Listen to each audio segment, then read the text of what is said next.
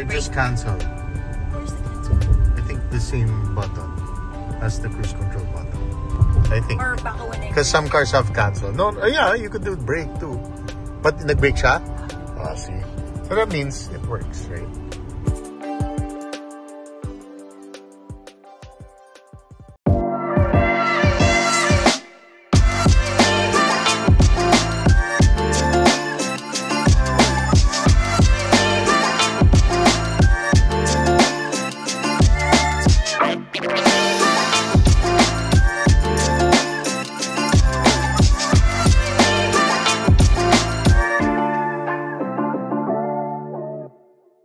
Hello guys, so today is a sunny Sunday. So we're here in before NLEX kasi we're gonna get RFID for easy trip naman. Nakakuha na kami sa auto sweep sa Skyway. And Andrea's gonna get our RFID for this car. Normally we put it here, hindi na sa headlights. Kasi sometimes guys, na-notice ko sa may ibang cars, it doesn't read pag nasa headlight. Depende sa kotse. Pag masyado mataas yung car or something like that. Even sometimes when it's really low for some reason. But kapag nasa windshield, wala naman naging problema. So we're gonna take this BYD Sea Lion 6 to Baguio. And now we're at 80%. We just charged it at home. 100%. Now 80% na siya. And wala pang bawas of course ng gas. But we're doing HEV mode and eco mode to maximize the battery and the diba? So we'll see until saan aabot. Kasi normally, I'm not really sure guys but I think around 20% the engine will kick in. Tignan natin. Kasi when I was driving it in the city, in around Makati, EDSA, parang around 20% or 25% na kick in na yung engine. But very minimal ang consumption. So we're very happy with this car guys, to be honest. This is the first basically Chinese vehicle that we purchased. Of course BYD just because ang dami naka BYD, so we're a little bit more confident because you know, it's under Ayala distributor at the same time. Ang dami naka BYD, so we'll see, right? We'll see how the car will hold up after 2, 3 years, 4 years. Tignan natin. But for now, as it's a new car, it only has 179 kilometers. The ride is, what we notice is the ride is really good. Really good space. The price is great for the, you know, for the size of the car and the, you know, and for the features. Of course, I guess is the most popular, you would say, popular model in the BYD lineup today, the Sea Lion 6. Just because the interior is really good compared to, let's say, the Atto 3, which is kind of funky interior. But of course, I like the Atto 3 because full EV shop. But of course, the screen, nice screen, big screen, very clear 360 cam. You know, the mood lighting is nice. We love the darker interior. We don't really like yung white, just because I've seen the demo units for the white and medyo madumi na siya tignan. So this is better. I wish though it's full black guys, kasi I saw other countries like Malaysia and Singapore where the Atto 3 and the Sea Lion 6 had the full black interior, which is better for me, but of course some people like a little bit of contrast in color. It makes it look bigger. This is fine, and I like that, you know, you have your wireless charging dalawa. We just got this in Lazada guys, silicone, para kasi it's ano kasi, di ba, piano black. Alam na natin magasgasin, madudumihin, just like this. Then Andrea got from Shopee yung screen protector for this. Diba? Sana meron din tayo for that. Then we, of course, the mattings. Yan, the rubber mattings. Rubber mattings. Yan. Okay, so now we're just waiting for the easy trip. And we'll see you on the way to Baguio, and we'll let you know the consumption of the car. Pagdating namin sa Baguio, we'll most likely charge sa may Camtron eh. So I'll see you in a bit.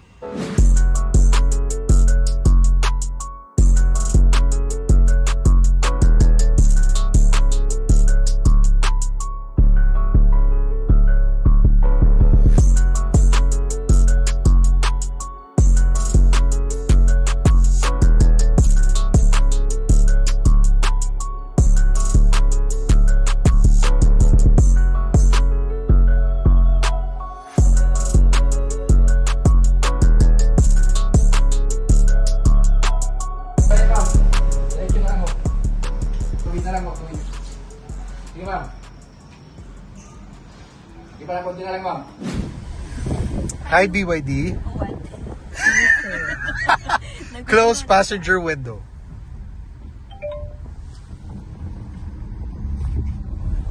Hi, BYD. I'm here. Close driver window. Babe, we just opened it. For demonstration purposes. Oh my God. Hi, BYD. Open windows. It's gonna be all windows. All windows. Okay. Panilikon. Hi, BYD. Ayan. Here. Open sunroof, please. Nakanang. Grabe Why do mga. you always say that? Because my dad says that. Nakanang. Ganun my dad eh. Okay, see you next time. Hey guys, so we're in Camp Johnny now, just driving the Sea Lion 6. And so far, because of course we just had it for what, 1 week pa lang, no babe? Yeah. Very comfortable. Okay siya. Nothing to complain about. Here ba? Yeah, here. Kasi din Starbucks din eh. Yeah. No? You wanna go? No, Let's go around muna. Yeah.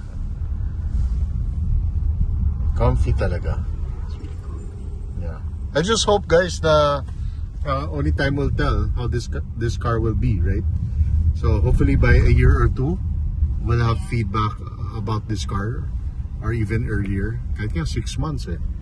Tingnan natin kung okay pa, walang problema, right? But I'm pretty confident because, of course, before we bought this car, I checked online eh. Even in other countries like Singapore, Malaysia, where BYD is quite popular. Yung Sea Lion, actually, pinaka-popular nila yung Atto, this one, Sea Lion 7, diba? Which wala pa tayo. Sana nga may Sea Lion 7, no? Para full EV na talaga. But for now, this is good enough. Yeah, very smooth. So, alam mo naman, daming lubak rin sa Baguio. Marami rin, actually, lubak sa, guys, sa T-Plex, marami na rin lubak. They're fixing the roads now. Because of the weather, I guess. But yeah, the suspension of this is fantastic. This car is really built for comfort and decent handling. And dito tayo. But it's not really built for like parang if you're expecting a really good good like driving dynamics, then Mazda would be a better car. Mazda, of course, go higher up, diba, Lexus or BMW, diba, yung mga driver-oriented type of vehicles ang yan, Mazda, BM. Yan. So, akit lang tayo. And walang problema going up, no? Kabila pa, babe. Okay, go ahead. Nakakambait ah. Bait ah. Pero pag Ranger, hindi ka ganyan. So yan. So we'll turn right here. Dito tayo mag-right. Yeah. Ganda pa rin ng Baguio, no babe? Dito tayo mag-right. Yeah. Here? Yes. Going down? Yes, here. You forgot already? Yeah. Yeah. This is where, kasi guys what do you call it? The mini golf. Mini golf, guys. Mini golf. And dito dati when I was a kid, lagi kami nandito. But now they're doing a lot of construction here, guys. So, ang recommended by the agent and what I've seen online pag long drive. Kasi SOC basically means, ano ba? Ayan o. SOC is balance point, refers to the target battery holding capacity. Default target value is 25%. When the destination is not convenient for vehicle charging, then higher SOC dapat. So which is 70%. Yan. Tapos we put it down to 25% nandito na sa city para we could use the battery. Yan. So yan ang ginamit na. Ang nakalagay sa door, so it's up par, 36. Well, medyo mataas yung sa left. But that's okay, 35. Yeah, that's fine, that's fine. Okay pa yan. So to change it, Yeah, to change guys, just for your information, system, So you get to go to system, then general, general, then units. units. Yun na yan. So it So was here PSI. Kasi kanina nasa KPA siya. So yan. Kasi that's what's common for us is PSI. Yan. That's it. Okay guys, we're gonna charge the BYD dito sa Camp Johnny. Ayan, tingnan natin. Evro app. Okay.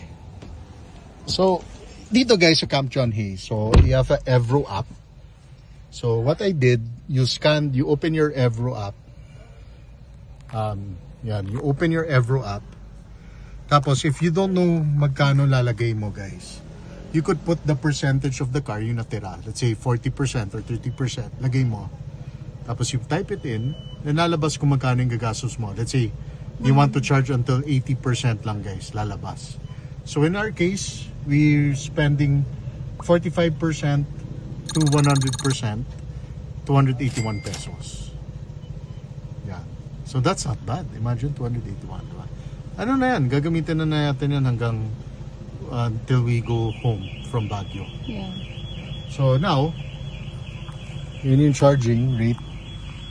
1 hour? 1 hour 42. Are you serious? We're staying here for an hour? No, but we can stop. Hindi niya alam. 1 hour 42.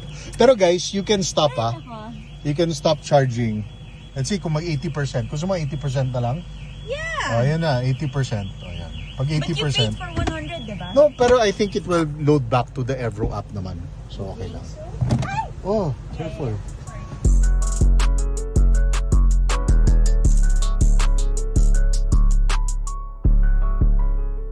Guys, like the Zeekr, yeah, honestly, guys, me and Andrea are talking about the Tesla Y and the Zeekr 7X.